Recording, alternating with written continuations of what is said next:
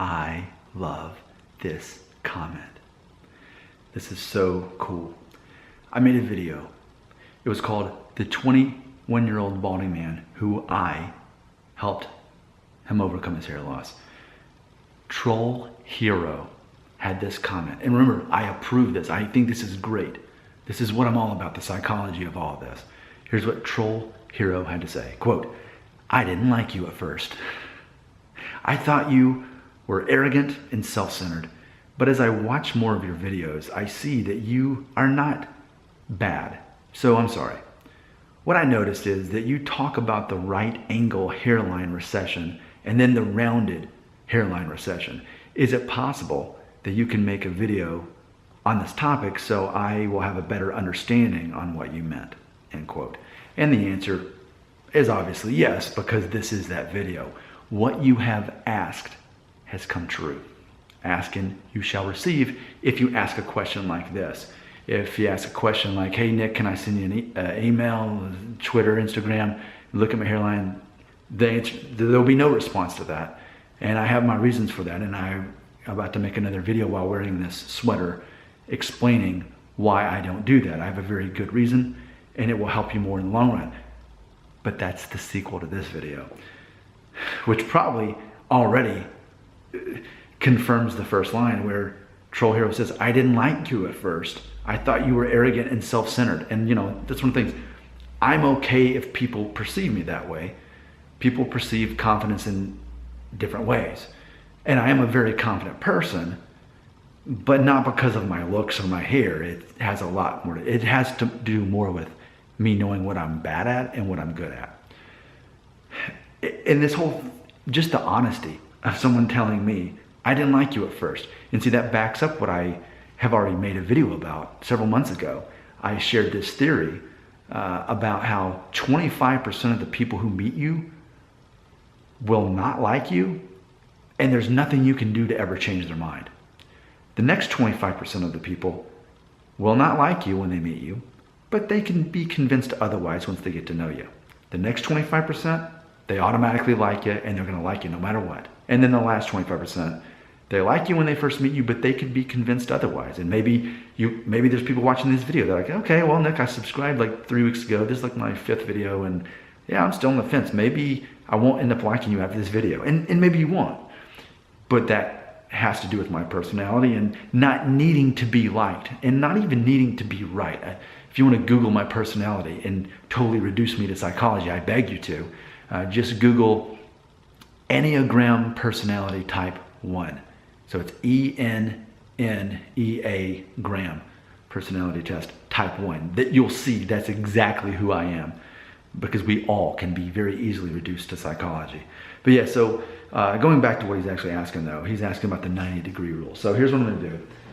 This is just my notes that I write all the topics for upcoming videos for both of my channels that I do. And this is a 90 degree right here. There you go, that's 90 degrees. And so really what he's asking about, he's asking me to differentiate between Norwood 2, Norwood 2.5, and Norwood 3. And the 90-degree angle has everything to do with it. So let's start with Norwood 1. Norwood 1 is when you get really blurry and I'm starting to fade. When will it ever get better? So Norwood 1 is when you have a straight across hairline, but the temples are starting to recede. And if you've seen the video where in 1998, like 20 years ago when I got a perm, my first perm, you'll see that at age 17, I definitely had receding temples. So in theory, I was already Norwood 1 20 years ago at age 17, if not a little bit sooner, because I had to get to that point, right? Norwood 1 is straight across, but the temples are starting to go back. Maybe that might be something along the lines of 45-degree angle. Forget about that angle. Norwood 2 is when your hairline, when you look at it from straight across like this, you see a V. You see a V hairline like that. However, when you look at the corners, what you're gonna see is, if you pull back, it would be a perfect 90-degree angle. It'd be a perfect equal-sided point like that on both sides, of course, right? Get what I'm saying? That's what it looked like if you pull back your hairline. But see, for me, I guess I'm Norwood 2.5. I mean, everyone's gonna have their own perspective. I say that probably I'm closer to Norwood 2.5 than I am 3. Here's what Norwood 2.5 is. It's when your hairline right here, what's left of it, is still a sharp V right here, right? That's the V. But then when you go back here, it's rounded off. And there's not really a distinct line anymore. It's rounded, right? So that's what I'm talking about. That would be Norwood 2.5, which is what I identify as. Now Norwood 3 is when this part of your hairline, or what's left of it, isn't even an angle anymore. It's not a V shape. It's simply more of just kind of a round, turning into an island. And not only is this part round, but this part is rounded off too. You won't have any 90-degree angles left. And so that's the answer. That's what you're really asking me about. You're asking me to describe the difference between Norwood 2, Norwood 2.5, and Norwood 3.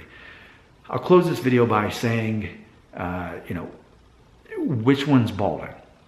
And here's my answer. Norwood 2, as long as you don't have diffuse thinning, meaning you don't have any noticeable thinning going on, and you have the Norwood 2, which is the V with all 90-degree angles here, here. Well, this wouldn't be a 90-degree angle, but the point is it's a V shape. You have the V shape here and the two 90-degree angles right here, and you don't see any thinning. Most people say that's not balding, and even to call it a receding hairline, not everyone would even agree that it's necessarily a receding hairline. The way I describe a receding hairline is when on your hairline, the 90 degrees go away and they become rounded off.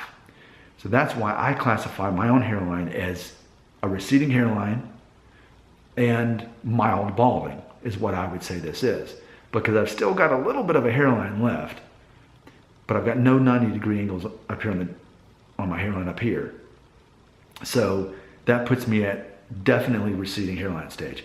Once you get into Norwood 3 though, I would say not only is that receding hairline, but that's also, you're definitely in the balding stage by that point, because your hairline barely even exists, and then you're probably starting to experience more thinning probably in here and in the back, which is going to lead to Norwood 4.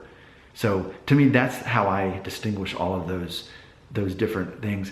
If we're talking about Norwood 1, we're not even counting that as a receding hairline at all. That's just pretty much you have a maturing hairline. You went from looking like an 11-year-old boy to having a juvenile hairline to having more of a little bit more mature to look like you're going into adulthood, which again, if you haven't seen the video where I got a perm 20 years ago, check it out. That's a pretty popular video. I think the most popular one in 2019 so far. And you'll see that I already had that maturing hairline, the Norwood 1, undeniable. It wasn't subtle. It was definitely clear. I had that, at age 17. So thank you for your honesty. Thank you for your comment. I'll close by officially saying this. Here's a comment I'll get every once in a while. I got it again today in my real time when I lived this day.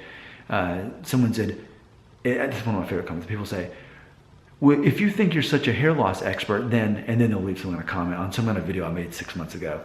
And I remind them, I never said I'm a hair loss expert. I'm telling you, I'm not a hair loss expert. But what's interesting is that apparently I do hold a lot of value on the topic and the subject. Apparently I do know a lot more than the average person does. And even when you find someone else who knows as much as I do about hair loss and receding hairlines and all this stuff, typically they have a very clear agenda to sell you something. They're wanting you to buy something or do something. And for me, I'm being upfront with you. The money I make is from the ads. And from those videos when I shave my head, I put a link in there where people could buy the thing and I get a cut from it from Amazon links. But for me, that's it. That's all it is. This is not a channel about helping people prevent hair loss. It's helping people discover hair loss. And then after you discover it, you learn to deal with it. You learn to make it part of your identity. That's my whole goal here, is to help people do that. If you want someone to sell you false hopes and dreams that there's this magical cure for hair loss, there's other YouTubers that will do that for you gladly. But Nick, what about BRB shampoo? Well, I'm testing it out for the sake of the human race, for all men out there. If it ends up being effective, then I will have proved it in real time. And I care more about presenting that as a test on myself than I actually care whether it works or not. All right, I've given you plenty of content to inspire you to leave a comment. and it belongs right here.